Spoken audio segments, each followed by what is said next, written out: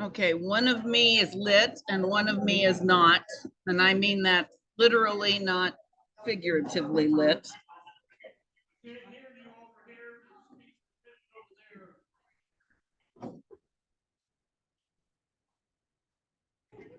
Thank you. Welcome to the September Cross Timbers September chapter meeting. And we're glad to have a full house here in the room, and we're glad to have several dozen of you Zoomers. Before I ask who's a visitor and who's a trainee,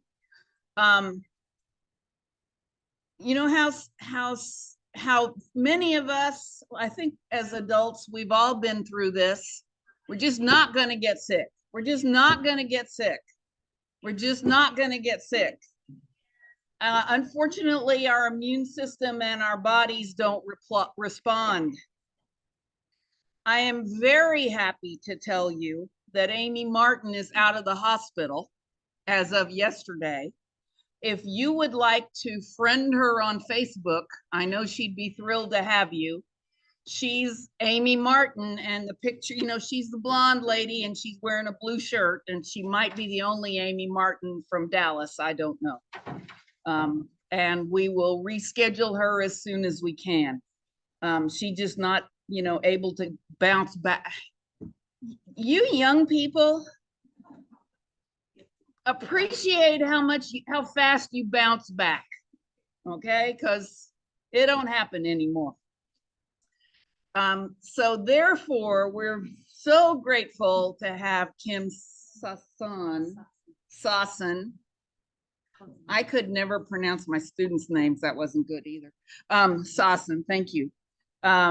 Who I happen to know that she's giving 3 presentations at the annual meeting in 2 weeks. And I said to Mary Beth, surely she's got one of them finished, you know.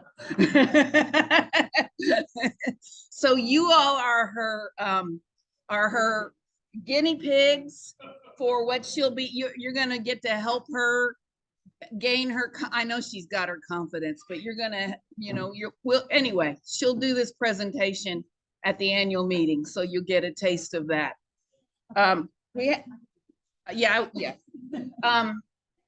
We have some other folks whose family members or who themselves have been ill, and because not everybody's Amy Martin and posts everything on Facebook.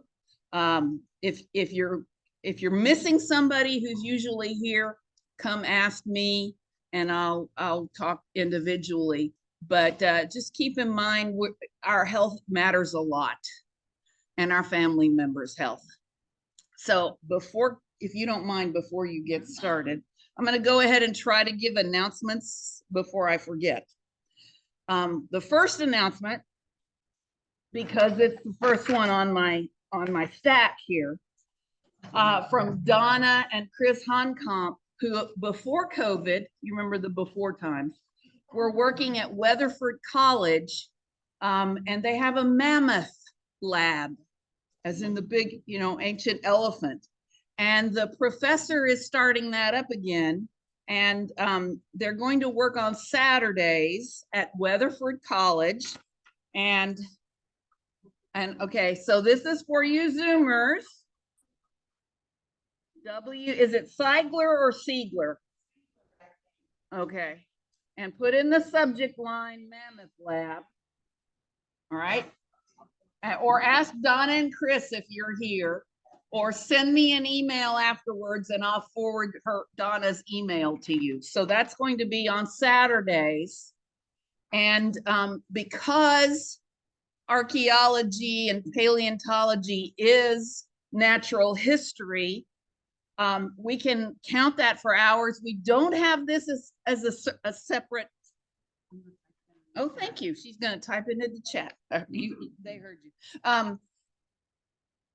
So there's a line under volunteer service called not otherwise listed, and that's always useful. So that's number 1. And it must be Weatherford, it must be Parker County's week.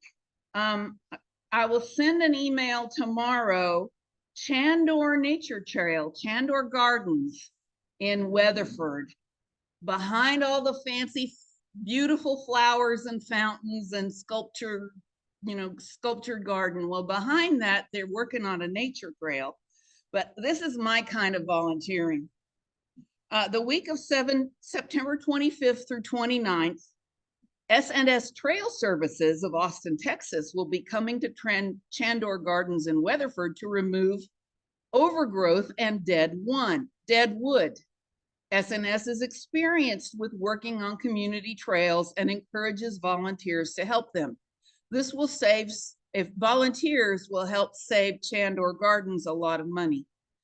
We need signups for morning or afternoon volunteers. Duties will be trail assistance, support, and errands as needed. See, that's why this is my kind of volunteering.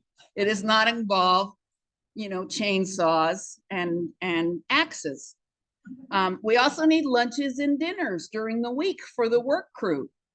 And again, Chandor Gardens, Chandor Nature Trail is one of our projects. So I made a few copies of the information, and I'll be putting them back on the table over there. This is from Christy Tull.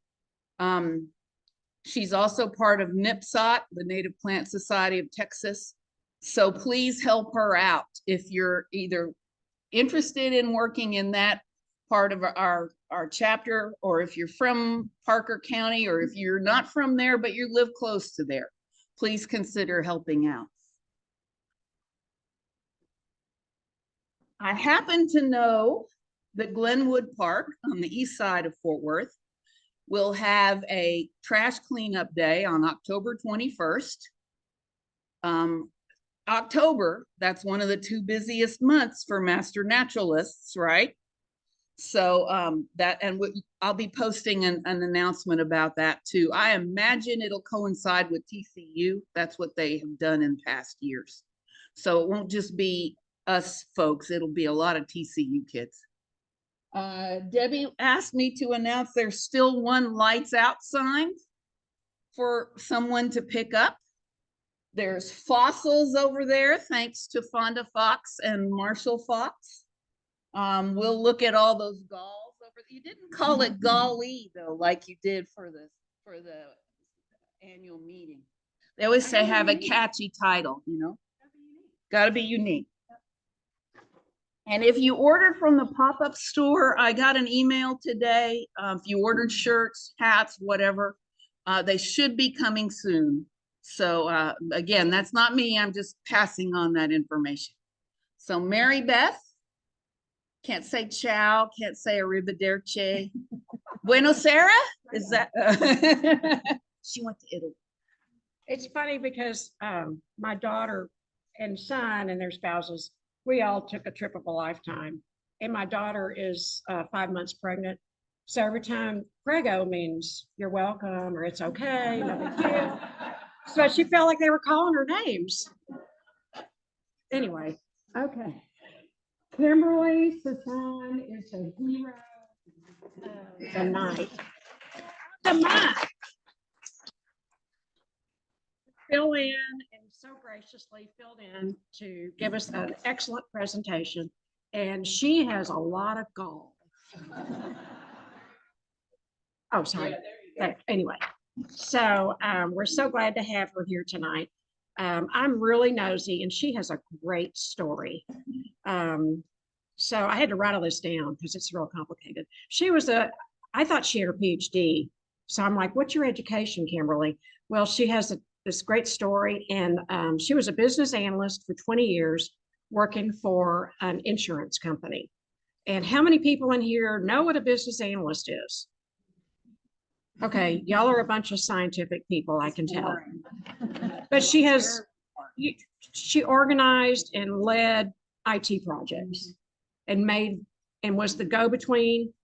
I worked in IT, and I won't say anything about IT people's personality because I'm one of them, but she did the nicey stuff for people. She retired to take care of some family matters. And then about 10 years ago, she took her son to walk through a park And guess who she met? Sam Kishnick. And those of you that are new, how many class members do we have here tonight? Brand new class members. Just one, two, three. Don't be shy. Okay. Okay. You. Right. Okay. So she went on this walk with Sam, and guess who else was there? If Sam's there, guess who else is going to be there? Brent. And she had this curiosity and love of nature. And Sam said, you should be a master naturalist. So she became a master naturalist in 2017. This is a great story. Then Sam introduced her to a Brit employee, Tiana, and she started volunteering to do the transcriptions for the specimens. So Brit has a bunch of plant specimens that have handwritten stuff on it. And so you take that handwritten stuff and type it in. And that's something you can do to volunteer at home. And she created a video to train people how to do that. And she and Tiana created the armchair botanist, like a good business analyst. She recorded the video and created the project and got all these people that, you know, signed up, and thousands of people are doing this. I'm exaggerating a little bit. Yeah. Okay. All right.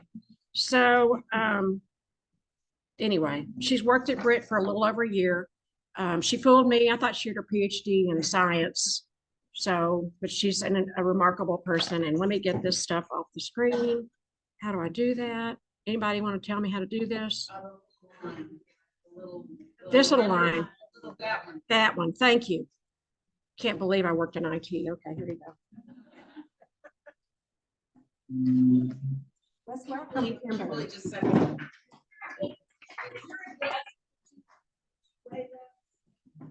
Oh, yes. You guys, thanks for coming. Thank you both for the warm welcome. Am I in the right spot? If I feel like I'm going to talk this way, I'll ask the chat people. can I turn this way a little bit? No. Okay, there we go. Made some faces. Okay, close enough. Whew. Now I feel like you know my life story. I want to hear all about you. No, seriously. I have been a master naturalist since 2017. I was immediately interested in bugs. It didn't take me long to figure out that that's what I liked. And I went to an entomology class at Texas A&M for a week, and I loved it. And it's part of my volunteer class training. So it's like an extension of the Master Naturalist program. And I highly recommend it. I'll tell you more about that later if you're interested. But it was super exciting. And it brought me sort of full circle of, I really knew what I wanted to do with my Master Naturalist training once I went to this class. So everything I do now is with bugs in mind, but I work with plants. I work at Brit, which is here, part of the Fort Worth Botanic Gardens. And I am an herbarium and research assistant. So I work in the herbarium with Tiana Raymond, working with people who are digitizing our plant collections. But I'm also working on the Ferns of Columbia project. So I'm helping a research assistant with the ferns from Columbia. I'm not bored. I love to have my hand in every pot possible. And if you know me, you know this is true. I started with volunteering at Brit. Then I went to Bluebird nest box monitoring, which I still do today. I like to moth. I am big in mothing and try to get out and do that as much as I can. I'm naturalist. I'm a huge naturalist person. I will talk to you about naturalist. I have tens of thousands of observations. I'm not on it as much as I would like to since I started working again. But you know, one day I say when I retire again, I will again. What else? There are tons of things. So the galls just fortuitously came about. And I'm going to tell you that story as we get into it a little bit more, but it's an interesting thing to see a gall on a tree and not have a clue what it is, and then just keep walking by. And that's what most of us do. We just keep walking by, and that's okay.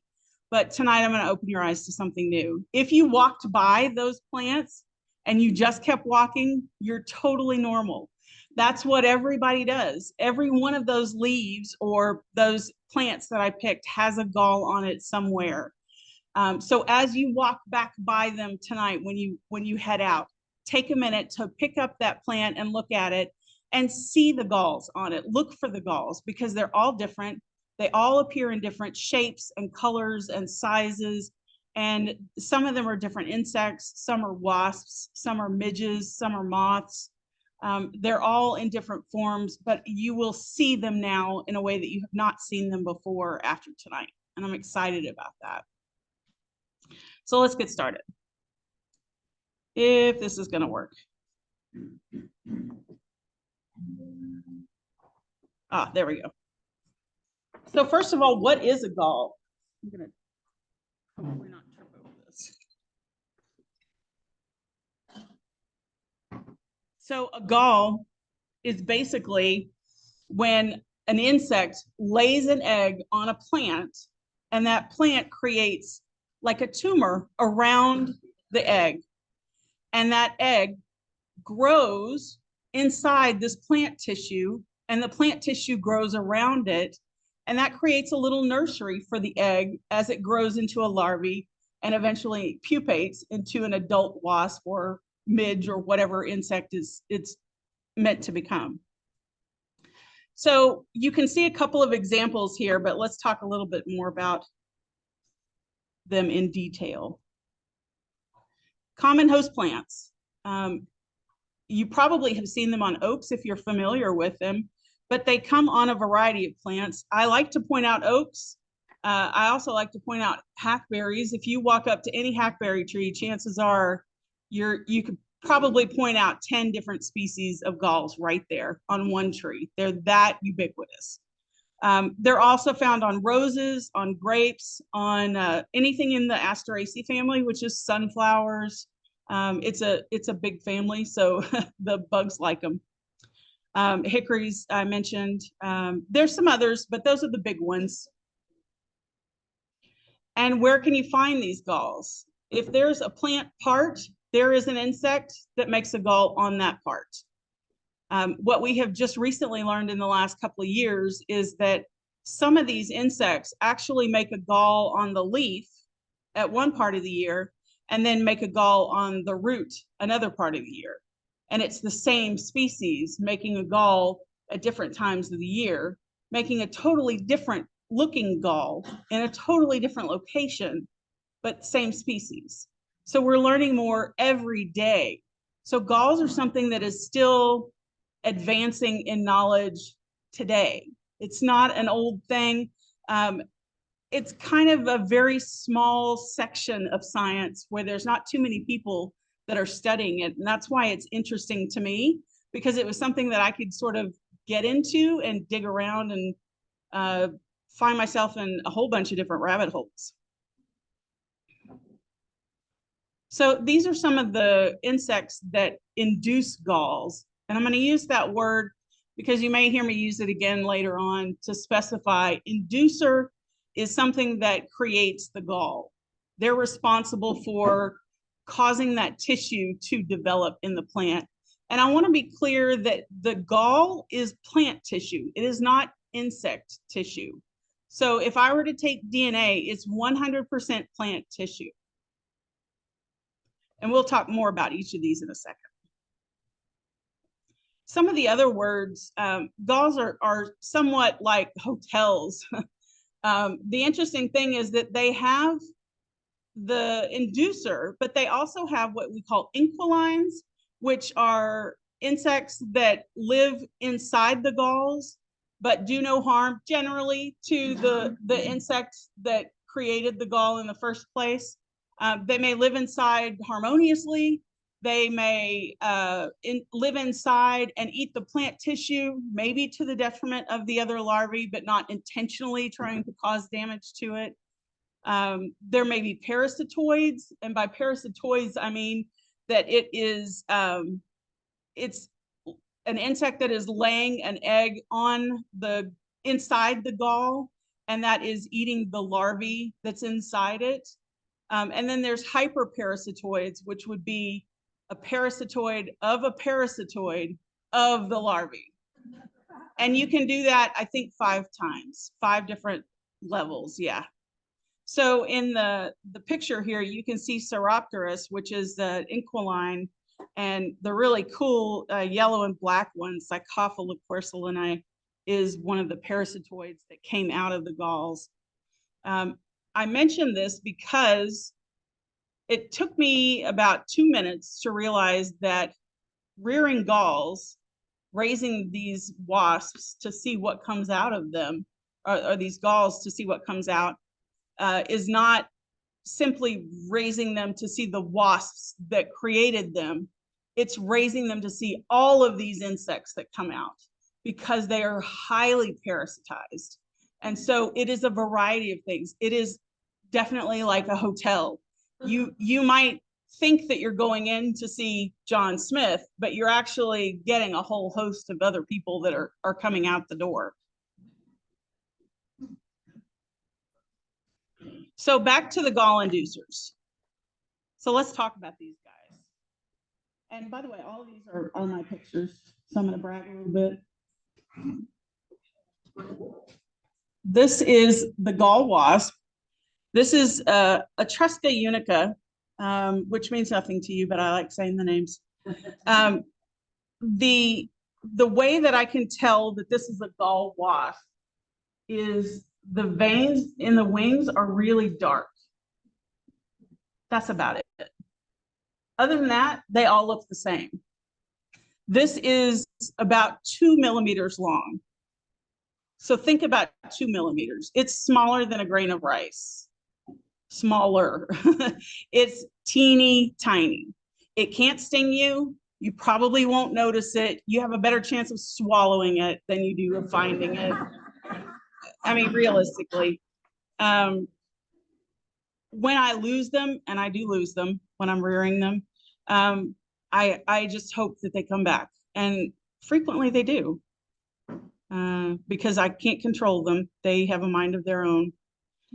So let me show you some of the galls that are made by these wasps, so that you start to see them with your eyes. The fuzzy one here, there's a couple of those over on the table. This is called the furry oak leaf gall wasp. We got real creative with the name. This one on the right is my favorite. I use it quite a lot in pictures. I took this at a park in Arlington, and it was one of the first pictures I took of a gall, and I just love it. Andricus lustrans, I actually figured out that it was named incorrectly. And one of the things that is quite challenging if you get into science with the names of things is taxonomy is very difficult to kind of try to tease into the right naming patterns. And sometimes people get things wrong. And you can imagine if I have a wasp and I give it a name, and then I realize later on, oh, here's a gall, I'll give it a name. And then maybe those two don't match up, that now I have a gall and a wasp that didn't match up, but they came from they're the same species. So now I have another wasp that came out of this gall, but which one does he belong to? It gets very confusing, especially when you have parasitoids and all of that are involved in it. So I was spent some time going down a rabbit hole and figured out that Andricus lustrans was the correct name, and was finally able to get it correctly synonymized, which is a long story, but one that I'm very proud of. So this is one of my favorites. Cocosinus Riley I think is just the weirdest looking gall I've ever seen. It's one that is on red oaks. And as you'll notice, I've put down here the host. I can be more specific, but generally I like to say that it's on a red oak or a white oak or a live oak or a sunflower or a rose or a hackberry.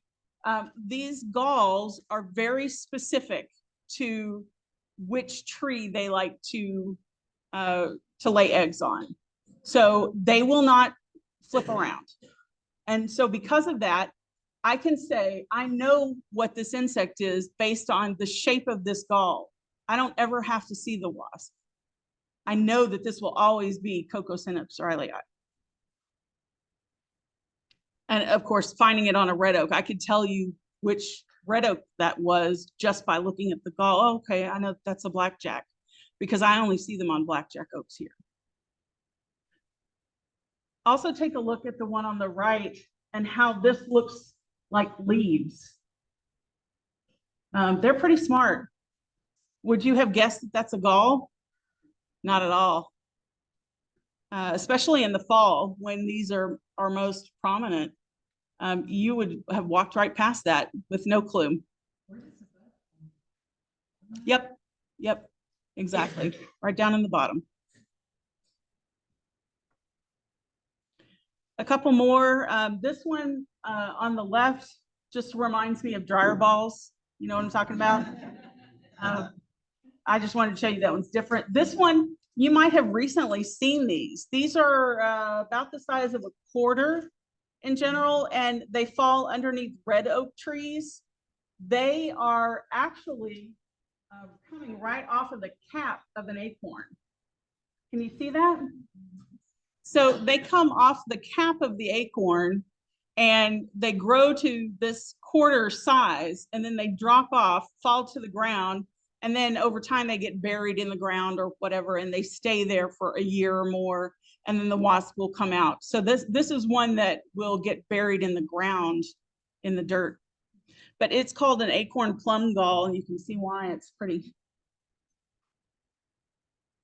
But it surprises me to find one that is so large coming off of an acorn cap.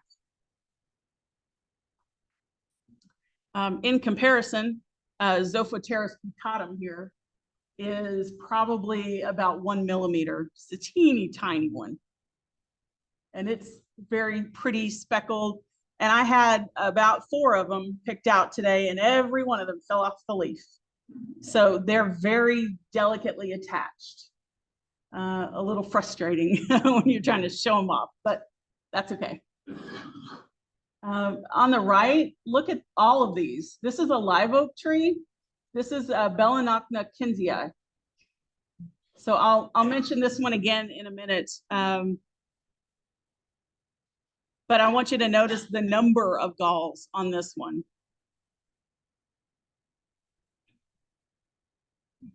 A couple of people have seen this one here on the left, the oak flake gall. So if you're looking for a name, there you go, oak flake gall. And this is a good time to remind you that when you are photographing galls, you want to photograph the top and the bottom of the gall, because you might have seen the indentations on one side and not flipped it over and seen the fuzzy galls on the other side. So sometimes what's on the other side gets totally overlooked. So make a habit of looking at both sides. Andricus texanus, this was my, what I call my gateway gall.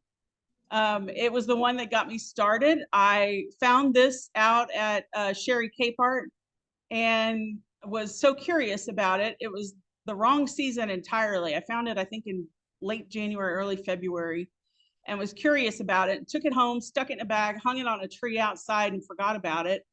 And I had wasps within a couple of weeks. And that's when I said, wait, what is this? And everything went to hell after that. Andricus biconicus. These are really interesting. They're on the end of an oak tree. And so if you can imagine, they look like the growth buds of the oak tree. So they don't look like anything unusual. So you have to kind of know what you're looking for. Yes, Charlie, go ahead. Yeah. Yeah. But each individual one is a. Yeah, each one has a wasp in it. So that would be multiple eggs laid there. This would be multiple eggs laid, where this has just one wasp in it. Not always the case though. So sometimes you can have multiple wasps laid into one egg or into one gall. So it depends on the species. Each one is a little bit different. This is one of my favorite ones to find. You can see them coming up now. They're just starting to show up. It's still just a tad early, but they're really pretty, but they're real small. So you have to kind of look hard for them. They're on the underside of the leaves of bur oaks, the really large leaf oak trees, and they're real pretty.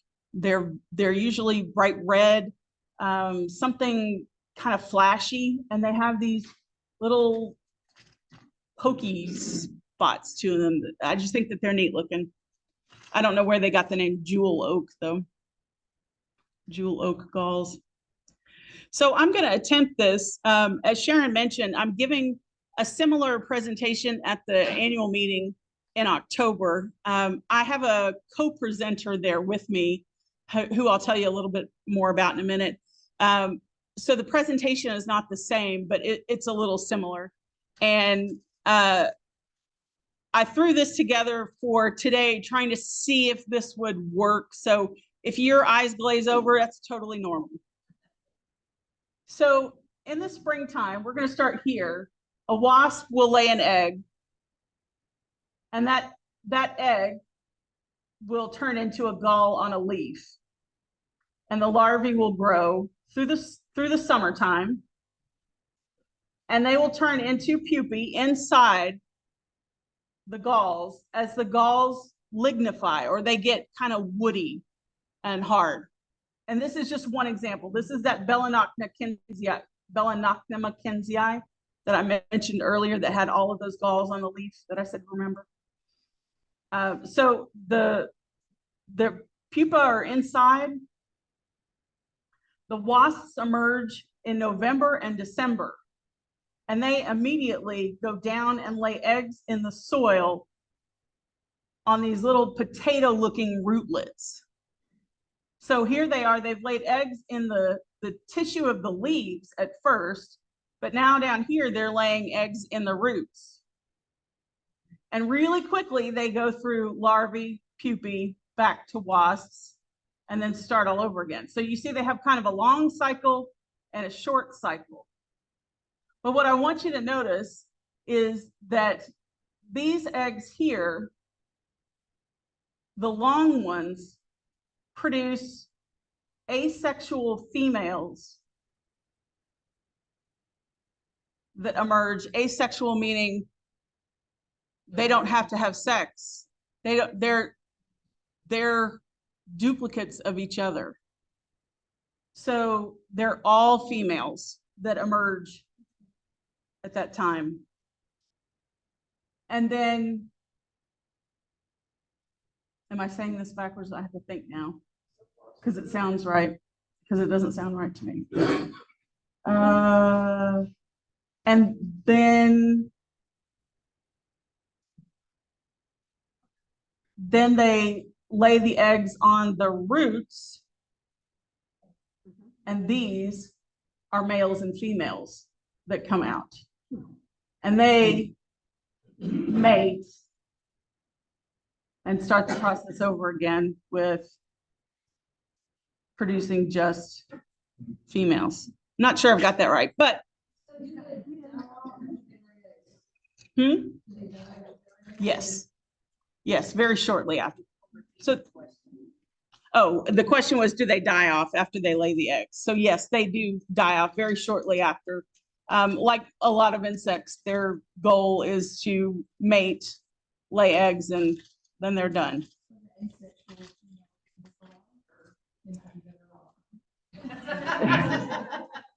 That was an opinion. Do they? That was, yeah. Moving on.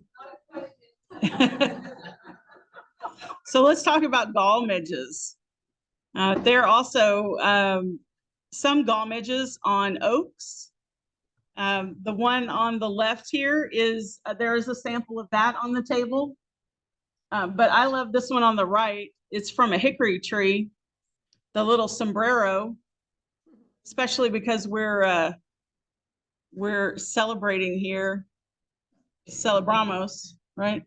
At the Fort Worth Botanic Garden. That was appropriate. It's also coming up on Halloween time, so I threw in a couple of fuzzy pumpkins and a couple of barrel galls. These are both from hackberry trees. So you notice now that I've kind of switched from oak trees to now hackberry trees. Hackberries have a tendency to attract more midges than anything else. So that's just a quirk of nature, I guess, just the way that nature played out. This one over here, I'll go backwards. This is, look at the shape of this.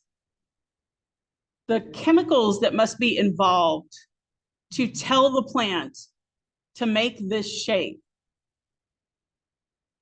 are just fascinating. Somebody somewhere should be studying this one.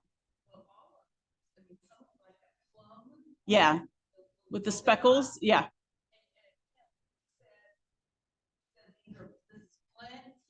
Yes, it's plant tissue.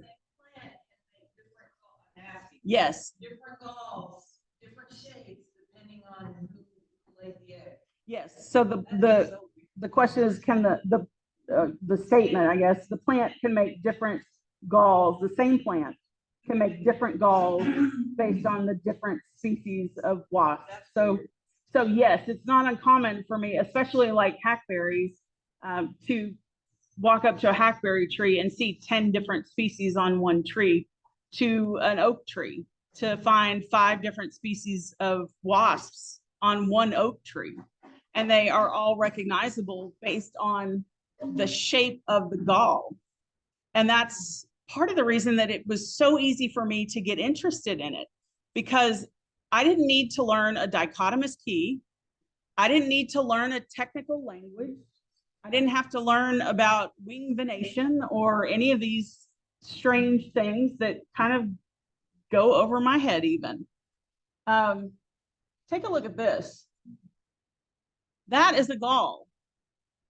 This is a fold. The leaf has folded over, and that is it. And that is considered a gall. That is a midge, a fly, basically. I don't have a question. I don't know if it's a question.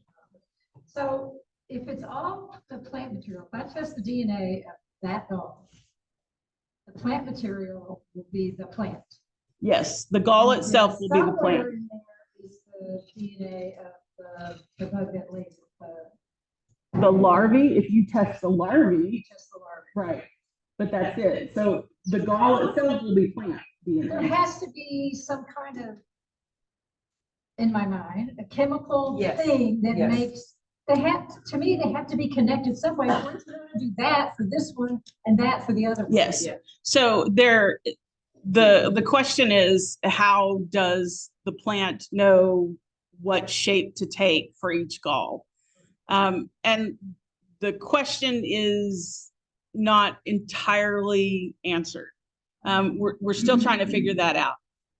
There is surely some chemical reaction, and to know exactly what kind of chemical, we aren't there yet. Well, and the wasp or the midge, whatever the chemical is coming out from that larva is activating different genes in the plant. Yes. So that sometimes the plant folds the leaf and sometimes it makes those little cupcakes Yes. and pumpkins and stuff. And it could be a combination of things. It could be chemicals from the adult when it lays the egg, and then chemicals from the the larvae when it starts to grow, and it could be any number of things. It could be a combination of things. So yeah, there's a lot of unknowns there still. And there are people that are trying to find out. Gall aphids, psyllids, and phylloxera. This is another fun one. And these are tiny little creatures, hard to get a picture of. I typically take pictures of the galls, so I was lucky to have a picture of the insect at all. But these are fun. Look at these little stars. Can you see the little, they look like little stars on the top? So the hackberry star gall. This one I've shown you the top of the leaf and the bottom of the leaf in the picture so that you can see the important reason for taking a picture of both sides. So if you had shown me this, I would know what's on the other side, but somebody else might not. You would not.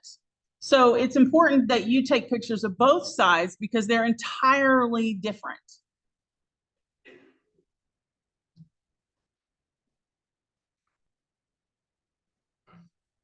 Sometimes they make little bulges like this. And if you cut into them, you can find the little aphids inside.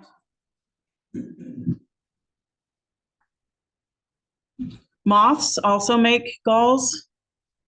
These are fun to find, hard to rear. They're a little bit more mysterious. They're great if anybody wants to try to solve the mysteries. You can see this one here. The trouble is, okay, you find the gall, you cut into it to see what's inside. Is it a wasp or a fly or a moth? You find out what it is, and then you basically ruin the nursery. So you have no way to rear it out at that point because you've ruined its food source. So it's a little bit tricky there that you have to be able to collect a lot. And unfortunately, they don't lay a lot in one area. So that's a little bit trickier sometimes, but these are a little bit more known. Gall mites, these are microscopic. You will not see these on the tree. You will not see the insects at all. This is I want to say 100x. And that picture is this gall right here. So teeny tiny, I had cut into it. This is another one of the gateway galls, as I like to call it. This was BioBlitz. And I took this picture, also in Arlington, coincidentally. Arlington's been very favorable to me. And I thought it looked like those fruity Captain Crunch cereal things. You know what I'm talking about? Maybe I was just hungry at the time. I don't know. But it really just had my attention. They stood out, and I took pictures, and nobody knew what they were. And it sat on my iNaturalist for years. And nobody knew what they were. And then once I started getting into galls, I was like, I'm going to find out what they are. And I found somebody who I thought might know. And I did a little bit of research, and I messaged him. And I said, here's what I think it is. What do you think? And he said, well, probably not. And I said, yeah, did you read all my research? I'm fairly sure. I think I know what I found. And he said, no, probably not. So I said, all right, fine. No, it wasn't Sam, thankfully. Yeah, Sam would have been very positive. Sam was like, I love this discussion.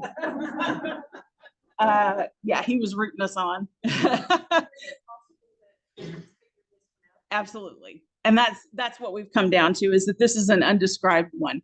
The problem is that for this group, this type of insect, this areophyid mite, there's no one studying these mites that has an interest in looking at undescribed mites because there's no money in it. So there's no grant that's willing to pay them to take the time to describe it. Right. So I'm just out of luck, unfortunately. You should get to name it yourself. So it sits there. That would be great if I get credit for it, but chances are by the time it comes back around, I'll be long gone. I just have no hope that there's ever going to be money for it. Areophile mites are such a very narrow field that what they're looking at is ecology and problems that they cause and things like that. So they're not interested in describing a new one. They're interested in what do the mites do. But you can see here, these actually cause these big round fruity things.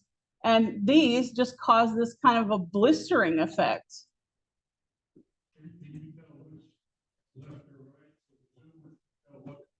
Oh, yes, I'm sorry. So on the left, we have the fruity ones that are actually round balls. And then on the right, we have the blistery looking ones, but both made by mites. So just two entirely different types of galls. Again, you might not see the one on the left too often. It's a ragweed mite. Even though we have a lot of ragweed, it's just not that common. But the one on the right, the poison ivy leaf mite, is very common. Even though we have plenty of poison ivy, we certainly have the leaf mites quite a bit too. So I encourage you to keep your eyes open, just keep your hands behind your back.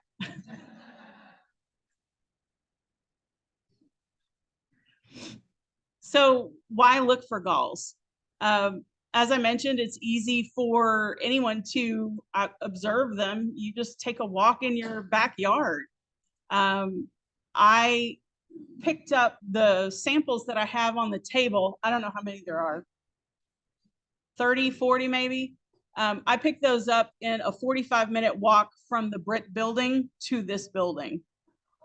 And there are 16 different species on that table.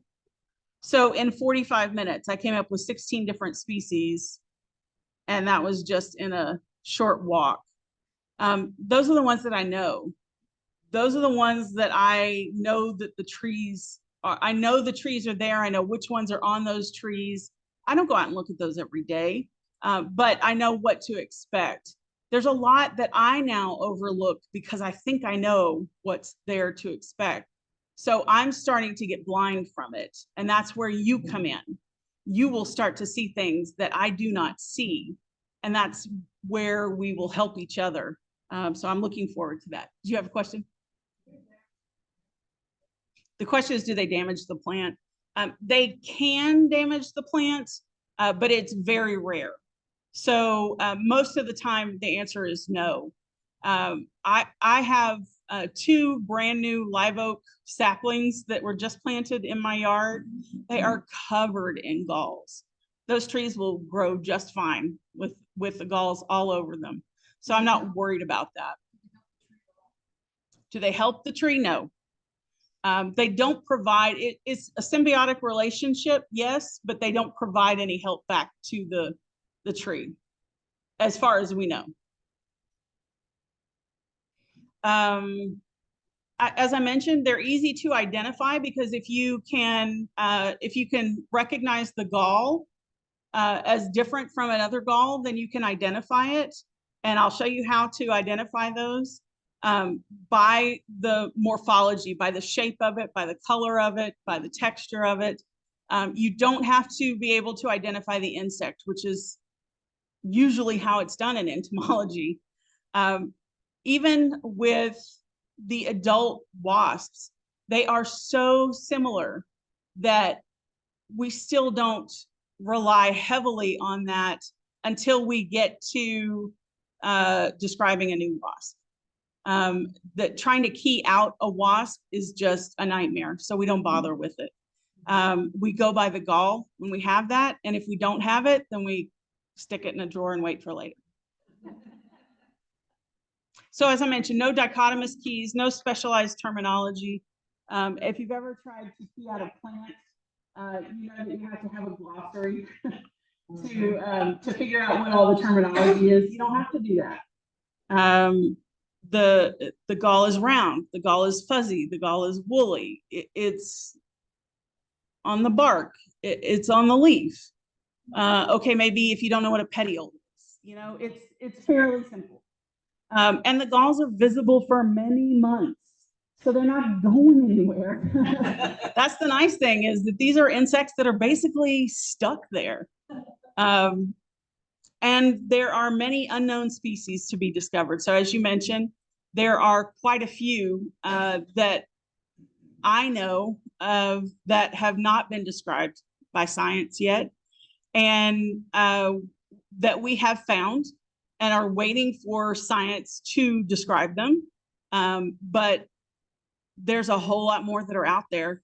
And there are days when I go for a walk and I can come home with 2 new species that have never been seen before. And I'm like, well, there's 2 more, stick in the pile. Because I don't have time to go through them anymore. Somebody else needs to. And there's a process for that. And because I'm now working, I've run out of time. And so I need to get the troops together. I need to rally the troops. And so that's where you come in. Yes. So when you go into a lead, you separate the way the question is, when I separate the leaf from the tree, does it impact the viability of the gall? No. But if I can just ask you to hold that, I will talk to you a little bit about collecting. And if I don't answer the question, ask me again. Okay. Also, many natural histories are unknown. So there's a lot that even if we know about the species, we may only know that that particular species has been seen on blackjack oak, but that's all we know. And that was back in 1940. We might not know that it's been seen on Shumard oak or bucklei or whatever. There's many other things that have not been seen before. So that's something that's happening frequently, is we're finding more host associations. We're extending the ranges for a lot of these species. We're finding them in states where they weren't before known to be. As we're rearing them out, we're finding parasitoids that are associated with them that we didn't know anything about. And then, as I mentioned, we're now just realizing that these wasps have 2 generations. And something that they have recently come to realize is when you have an asexual female, a sexual female, and a male, they all 3 look different, but they're the same species. So how do you key those out? You do genetic testing. So I want to share this exciting story with you. This is Druon lacei. I had the pleasure of being called. I'm going to skip to the next page, just see that this is a paper, and the wasp, which I do. Yeah. My name is in there big. So I'm going to tell you this story. Bob O'Kennon is a researcher at BRIT here at the Fort Worth Botanic Gardens. He's pretty well known. If you are out at parks, there's a good chance you'll run into him somewhere. He's usually walking around. He's got a white Jeep. It's got a big sign on it that says BRIT. Something. I mean, he's second only to Sam, but don't tell him I said that.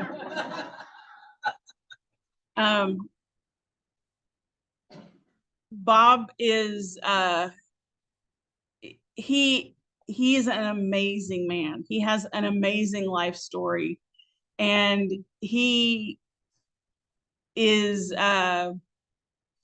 much more than a botanist.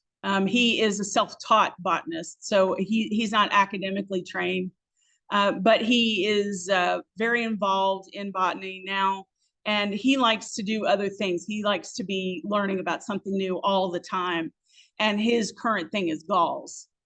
He started learning about galls because of iNaturalist, because of us identifying some of them.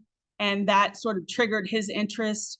And so he called me one day and he said, there's a plant at the Fort Worth Botanic Garden that has galls on it, and I want you to see it. And so I said, okay, thinking, it's one of 100 other galls, probably just something that I hadn't seen before. And he showed me a picture, and I had kind of an idea. This is what the plant was, what it looked like. And it looked similar to something. And so I said, it's probably this, maybe not. I'm not real sure. Let's go look. So we went out and looked at it. This was at Thanksgiving. And I said, Bob, I don't think this is anything that we've seen before. I think this is something new. And I think, how many times have you ever wanted to say, I think this is something new, and it actually turned out to be something new. And so I was proven right. The only way that was proven was by me rearing that out. So Bob found the gall. He gets the credit for that part of it. And I came along and said, I think it's something new. And I reared it out to get the wasps out. And so you can see how cute they are by the picture there. And so, so this is a picture of him looking surprised. We tried to recreate it. Forgive me. But one of the exciting things about this is the plant. The tree is an oak tree. It's a lacy oak, which is not from around here. It is typically more San Antonio area, further south down into Mexico. And it just so happens that the Botanic Gardens have around 40 to 50 lacy oaks planted on the campus. And some of them are huge, and they all have galls. And we have no idea where the galls came from. We have no idea if these galls exist anywhere else in the world. There's so many questions, but we started with let's just identify this first one. And so we were able to name it. We went back and forth between his name and my name, and we duked it out and came up with naming it after the tree instead. No, we didn't. We named it after the tree just to be politically correct, not to be egotistical. So yeah, we did get to name one. So this tree is right out here in the parking lot. And there is a sample of it up there on the table because the galls are coming out now. So let's talk about, if you're interested in this, how to photograph galls for identification, because that's the next step. So let's say that you are out and about, you see galls on a tree. What do you need to do? First thing is take a picture of the galls on the host plant, like I've done with this top picture. I've kind of gotten, I'm going to call it a landscape picture. I've pulled out enough that I could see the galls are still on the tree. If I didn't know what tree it was, I would take a picture of the tree, the leaves, the acorns, if there are any, or fruit, whatever, because a lot of times the gall folks who help identify these can now tell you what the tree is based on the gall. So we've gotten to be that good because the insects are that good. So next is take a top and bottom picture of the leaf. You can see in the bottom left corner, this is just the top picture of it. I didn't show you the bottom here, but I did show you a cross section. This is really important because it shows you where the creature is in the gall. And specifically on the hackberry galls, we found that this was very interesting because the wasp, or the midge in this case, is in many different locations in the different galls. And so if you go onto iNaturalist and you look up the hackberry galls, a lot of my pictures are these 3-section pictures on iNaturalist, and you can see the different galls where they're at in the cross section. that who would have thought that they're just taking up the upper half? Why not take up the whole thing? Maybe they didn't eat it. Maybe he's still working on eating the whole thing. Who knows? But for whatever reason, that's the position that they're in, and that's significant. So we can identify this gall and separate it from similar shaped galls, because there are some that are similar shaped that have maybe a wider base, but the inside is totally different. So note the host plant if you do know what it is. If you don't know what it is, at least note whether it's an oak tree or a hackberry tree. If you know that it's an oak tree, try to identify whether it's a red oak or a white oak. Red oaks have pointed lobes on the leaves. White oaks are rounded, and then live oaks are spear-shaped looking leaves. They're smaller, and I have plenty of examples up there to show you. And then next is visit gallformers.org. This is a site that I'm incredibly proud to be associated with. Several, back during COVID, when I had plenty of time to jump down more rabbit holes, I went online and started writing journal posts about woolly galls in Texas and how to identify them. And I wrote this post, and this guy from way up north commented on it, and he started identifying galls from his area, and we started talking back and forth, and he was saying, yeah, I think we can put something together, like, put a guide together where you can identify the galls. And he started with the oaks, and it grew and it grew. And next thing you know, we've got gallformers.org online, and it is amazing. He went to a conference not long ago of wasp and gall academics. So all the smart brain people in the world that are studying galls, and all of the papers referenced gallformers.org. All of the presentations had people that were associated with gallformers. Some of the volunteers, this is completely volunteer oriented. So it was wonderful to see that we're making a difference in science. And this is very difficult to get beyond the academic hurdle, because academics think of us as, community science. It's they don't know what they're doing. Let them go play. And now they're starting to see the value of, they're willing to raise these wasps and these midges and try to see what's going on in there, and take cross sections and go collect things for us. And now I have my own lab, and that has been such an amazing experience for me and for them. So that's been the fun part about it. So definitely Gallformers, if you haven't already bookmarked that, you're going to want to know that one. And then, of course, the third picture here you might recognize from the last screen. So I went to Gallformers and I put in sugar hackberry, which was the tree that I had in this previous picture here that I was trying to identify. And it gave me pictures of galls or gall-like things. And the third one came up with the one that I wanted. And if I clicked on it, it would have told me the name. It was that simple. So my presentation gets a little rough at this point, and you'll have to forgive me because I was trying to throw it together at the last minute. I know. I'm still working on this part because I want to put something together. I want to put something on the Gallformers website that will help people to collect and photograph and rear out without me having to guide you through it in person.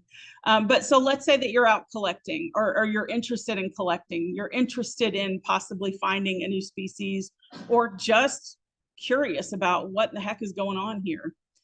Take a Ziploc bag with you. That's what I did today. I took a Ziploc bag and I labeled it with today's date, the location that I'm at, and the host tree. So I have a different bag for every tree that I pick from. Not every tree, but every type of tree. So every Shumard oak. So I'll put all of the Shumard oak galls into one bag and all of the Burr oak galls into one bag from the Fort Worth Botanic Gardens. So I'll have 3 or 4 bags by the time I'm done. And then if I go to a different park, I'll start over. I'll put the name on that park and start over with a new bag for Shumard oak and for Burr oak. When I'm taking the galls that have leaf attachments, the individual leaves are fine. They will survive at that rate. It depends on how early you are picking them. So this is one of the things that we're still trying to work out. We have a tool on the Gall Formers website that will help you to determine at what point this gall matures so that you can get it at the right stage.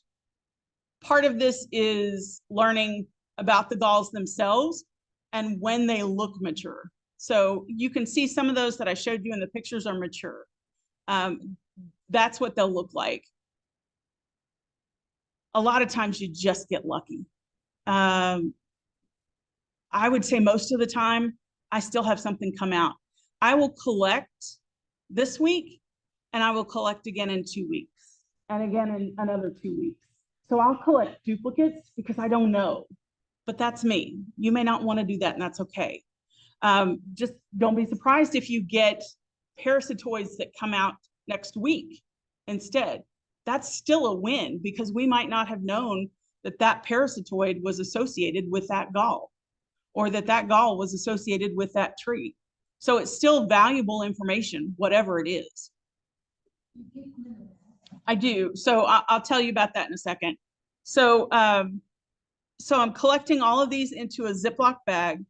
The leaf attachment, so you can pull off the individual leaf, but leave the gall attached wherever it is. If it's attached at the stem, I remove the whole stem. So take a look at how I have pulled these off. Most of them I've pulled off the stem. I like to pull off a piece of the stem instead of just the one leaf. Sometimes the leaf is easy because it comes off a lot easier, but if I can pull off a stem, I might get more. Uh-oh. And I'm talking, I've lost track of time. I'm a chatter. Show people on Zoom. Yeah.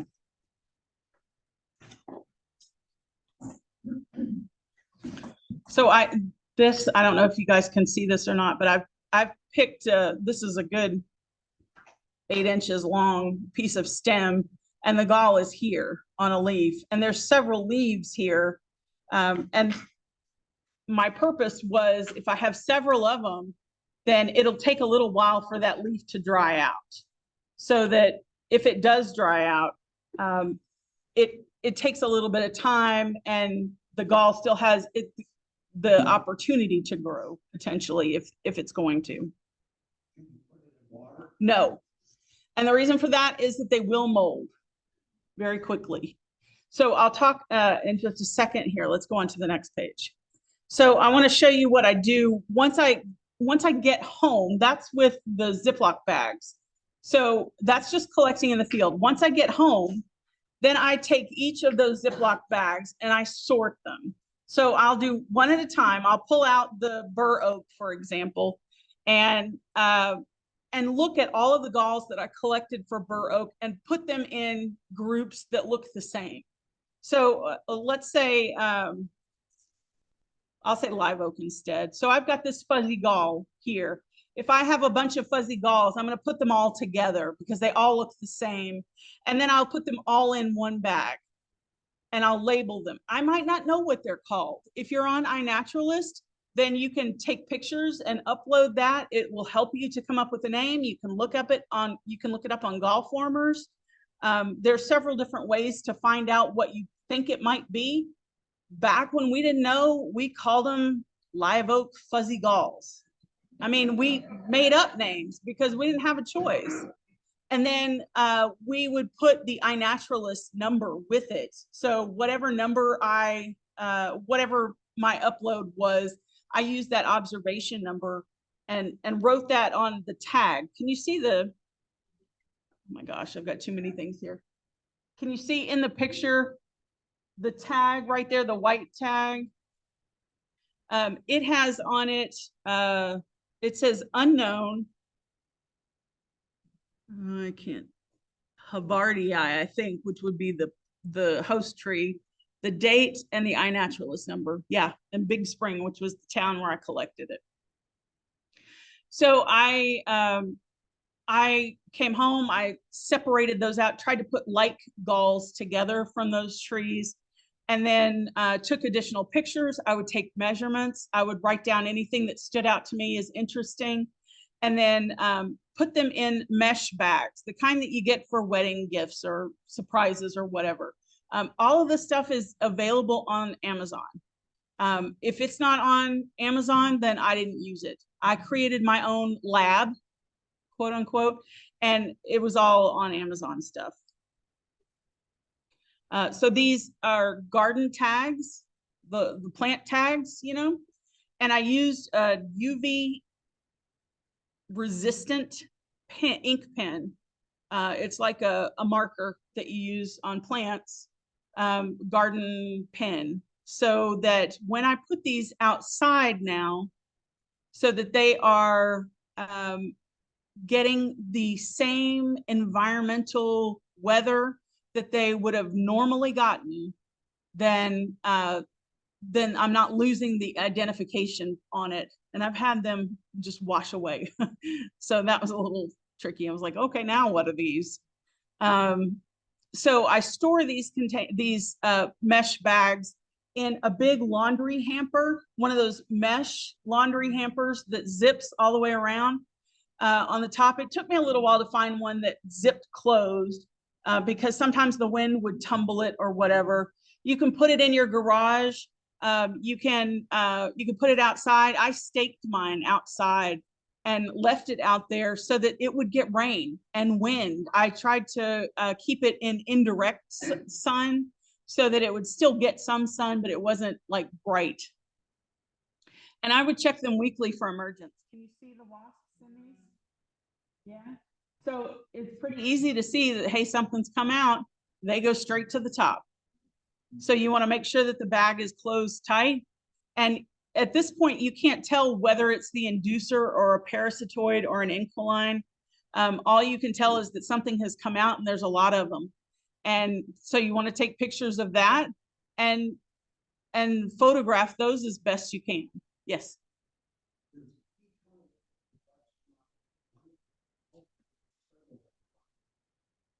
Each one of those came out. The question was, did each of those bugs come out of one of those galls? So each gall had one insect in it. These are the acorn plum galls. So these are the ones that were on the side of the acorn cup. And if I remember correctly, these are actually parasitoid wasps that came out, not the inducer. I don't think I actually had the inducers come out of these. They were a little tricky. So I'm going to prepare you. It's very difficult to do the next step, which is to collect the wasps and put them into alcohol so that they are preserved. It requires a lot of academic knowledge. No, I'm just, my 9-year-old did it. She's 9. If she can do it, you can do it. It takes a toothbrush or a paintbrush and a glass vial and a bottle of Everclear, if you know what that is. Photograph those wasps so that you can put them on iNaturalist so that we know what they are. Sometimes that's going to be blurry. Let me tell you, half of my pictures are blurry. They're hard to photograph.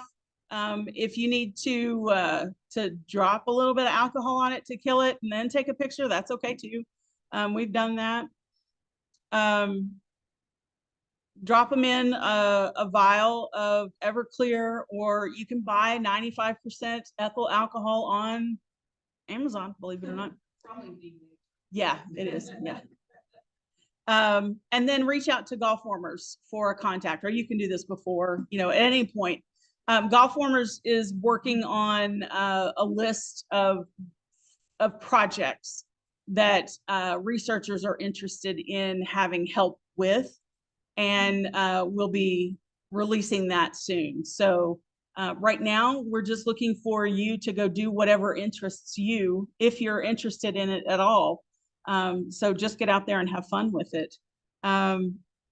Otherwise, we will have some ideas of things that you guys can help with once you get down to it. You can see, like I said, she's 9 and she's got it. Yes.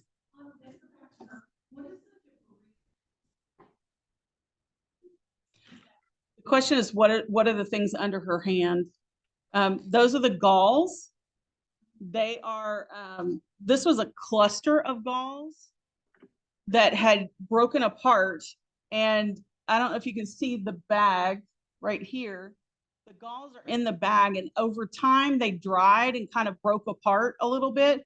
And so when we dumped out some of the wasps, these wasps are not flying very much. They're really lazy. They will walk around all day long, but they don't really fly. So we would just dump them out on paper, and she would catch them with the paintbrush and dump them in the vial. So sometimes we would have so many of the gall material in there that it would just come out with the wasps. So I think that day, the irony is that I didn't know what I was getting into, and I collected hundreds of galls. And let me tell you, I woke up one morning and went, oh my word, all these wasps came out on the same day. And I'm like, I wasn't prepared for this. I have things to do today. Yeah. So they all told each other, today's the day. Anyway, that's it. Sorry to kind of cut it off right there, but if you have any questions, I'm happy to take them. Okay, I have some online questions. Okay, go for it. Why do butterfly eggs not cause galls? Why do butterfly eggs not cause galls? Yeah, I don't have an answer for that one. Butterfly eggs resemble galls, or can resemble galls. There's maybe a mimicry part there, but they are lacking in the chemicals. They are not actually implanting the egg into the tissue of the plant. They're laying the egg on top of the plant, and that would be the difference. So like other wasps, they're laying that egg inside they're using an ovipositor to dig into the tissue. Okay. Do any of these cause pain if you touch them like an asp? Oh, that's a good question. Not a single one. There's no stinging. The downsides of gall hunting, as I like to call it, is not the galls themselves or the wasps. As a matter of fact, you can have, I have pictures of galls crawling or the wasps crawling all over me. They're so tiny that even if they did sting you, you would never feel it. I have no idea if they're doing it or not. Because they're so tiny, you can't feel it. They tickle when they walk on you. That's about what I can say. The challenge is when you are looking for galls, you are often looking through the trees that have the asps climbing through them, and that have wasps, Polistes, paper wasps that are chilling on the leaves, and you don't notice that, and you move that, paper wasp aside, and it gets angry and comes back at you. So the gall wasps themselves, or the galls, midges, whatever, are of no harm. There's no stinging hairs or anything. So all of these are safe to touch. You can pull the hairs off if you want. There's no harm to you at all. It's the other insects you've got to watch out for that are out there too. Okay, as prevalent as the cedar elm gall mites are, is it true that nobody's been able to rear them and then ID the insect? Yes, the cedar elm gall mites are the ones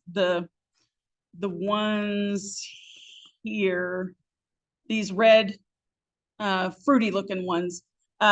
They are extremely common to find.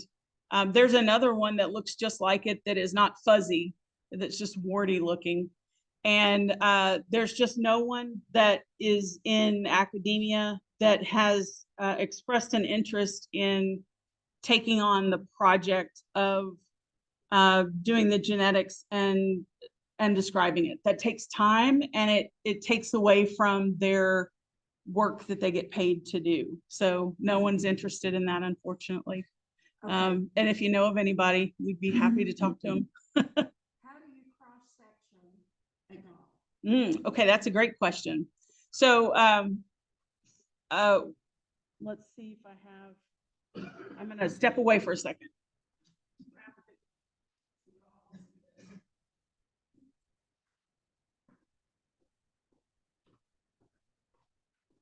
So I have here a gall right here. Can you all see that? It's this part between my fingers.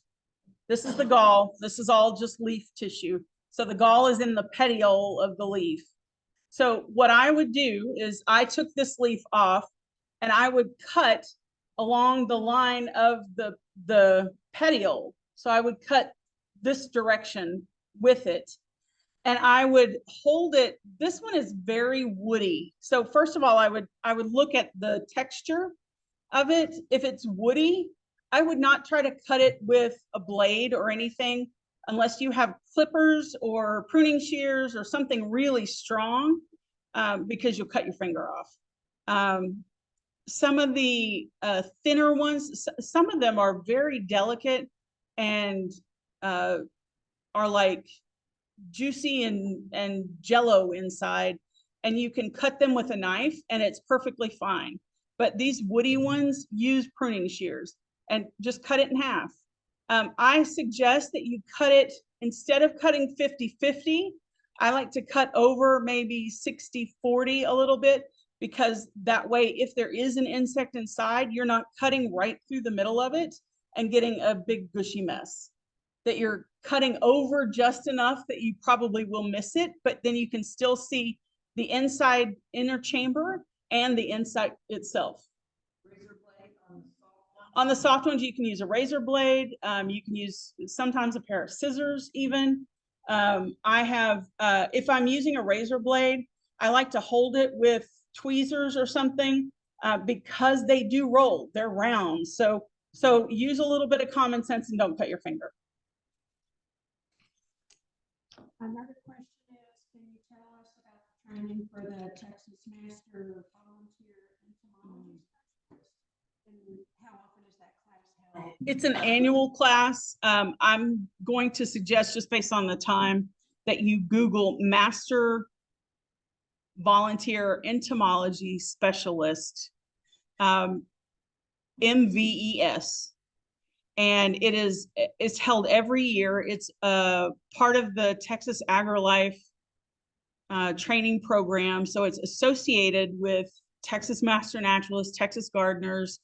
It's an extension type program, and it's held in different locations around Texas every year. And it's a week-long program, and if you get the opportunity to go to the one at Texas A&M, I highly recommend that. And also, there's a lot of interest, a lot of compliments. Great. Is there a group golf outing coming up? Yes. There is, I have one walk that is planned that I can invite you to. It's a bit far. Spring Creek Nature Preserve in Garland. And now I have to look at the time or the day. It is October It's a bit far off. October 29th at 2 p.m. Spring Creek Nature Preserve. So it's a bit far off, but I will. Mhm. Okay, wonderful. Any questions here? Yes.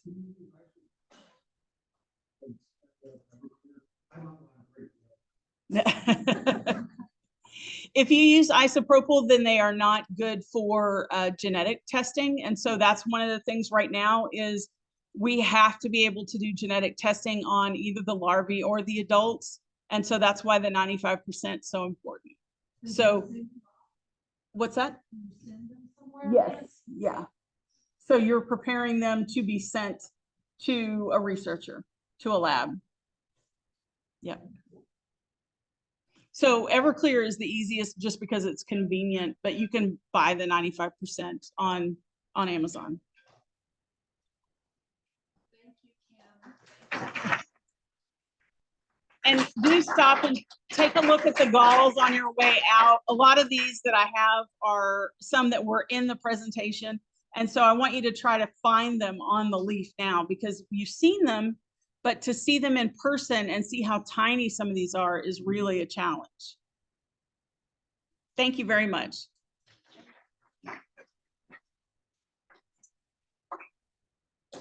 I will read out, I'll read out tickets. Josephine, if you'll get me the tickets. Thank you, Kim. I have one more announcement. If you are interested in Tarrant Regional Water District Stream Trailer Training on Wednesday, the 27th of September, come and see me. I'll forward the information to you. Thank you, Teresa, for sending that over. Thank you. All right, meeting's adjourned, but I'm gonna read out